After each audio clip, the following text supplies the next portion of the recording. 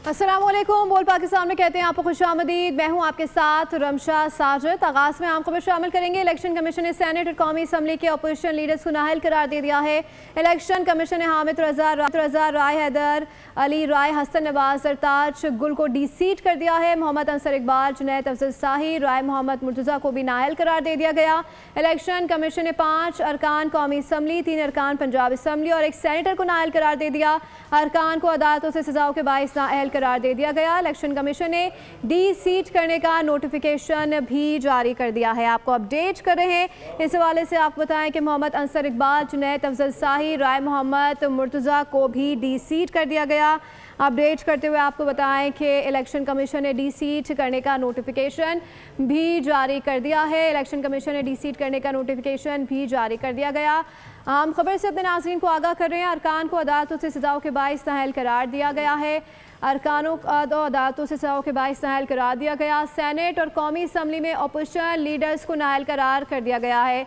इसी हवाले से बात करने के लिए सीनियर एंकर पर्सन अफसा कोमल हमें ज्वाइन किया। अफसा, क्या कमेंट करेंगी इस ताज़ा सूरत हाल पर?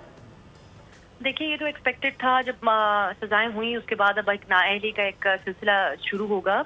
इलेक्शन कमीशन ऑफ पाकिस्तान जो इस तरह के मामलात के ऊपर जल्दबाजी दिखाता है, वो एक्सपेक्टेड था कि इस बार भी जल्द से जल्द उनकी तरफ से ये अमल स्टार्ट कर दिया जाएगा। देखिए, जो 9 मई के वाक़यात हैं और उस पर जो केसेस हैं, वो तमाम चीज़ें हमने अपने सामने देखी हैं। ये एक हकीकत है कि 9 मई को जो वाक़यात पेश आए उसके लिए किस तरीके से चीज़ें बिल्ड अप की गई और फिर उस दिन उसके क्या नताइज निकले, वो तो सबके सामने है। इस बात के ऊपर भी कोई दो राय नहीं है कि इस किस्म का जब स्टेट को चैलेंज किया जाता है तो उसके ऊपर पूरी दुनिया में मुहज़्ज़ब माशरों के अंदर एक एग्जाम्पल ज़रूर सेट की जाती है। लेकिन हमारे यहाँ हर चीज़ कॉन्ट्रोवर्शियल तब हो जाती है कि जब सवालात उठते हैं, इंसाफ के तकाजे क्या पूरे किए गए, क्या प्रोसिक्यूशन ने जिस अंदाज में इस मुकदमे को चलाया, जो गवाहियाँ थी उनके हवाले से जो सवालात हैं वो एक ओवरऑल हर चीज़ को कॉन्ट्रोवर्शियल बना देते हैं। मेरे ख्याल से तो ये एक अगेन अब पीटीआई के लिए तो मजीद मुश्किल सूरत हाल है। कौमी असम्बली में, सेनेट में उनके अपोजिशन लीडर, उनकी लीडिंग जो क़यादत है, पार्लियामान में मौजूद, उनका नाअहल हो जाना मजीद पीटीआई को दीवार के साथ लगाता है। लेकिन हमारे मुल्क में इंसाफ के हवाले से भी एक बार फिर से सवाल उठता है। और जब एक ऐसी पॉलिटिकल पार्टी जो अपोजिशन की एक बड़ी पॉलिटिकल पार्टी हो, उनके हवाले से कोई भी मामला है तो ये एक अवामी इशू होता है। तो ये मैं ज़रूर यहाँ पे कहना चाहूँगी कि इंसाफ के होता हुआ नज़र आना चाहिए। क्या इंसाफ के तकाजे पूरे हुए, ये एक सवालिया निशान है। जो गवाह थे पुलिस के, वो ये बात ज़ुबान ज़द-ए-आम है कि उनके जिस मौक़िफ़ को रद्द करके ज़ैन कुरैशी साहब और फवाद चौधरी साहब को बरी किया गया, उन्हीं गवाहान जो पुलिस के एहलकार थे, उन्हीं के बयान के बेसिस के ऊपर दीगर को सजाएं भी दे दी गई। तो इस तरह की जब चीज़ें प्रोसिक्यूशन के हवाले से होती हैं तो फिर सवालात उठते हैं। ओवरऑल इंसाफ के प्रोसेस के हवाले से आपने पहले भी देखा कि जो साइफर केस है उसमें बाद में जो बरीयत हुई, फिर जो इस वक्त रूलिंग पार्टी है उसके वुज़रा खुद कहते रहे कि प्रोसिक्यूशन की कमजोरियों की वजह से हो गई।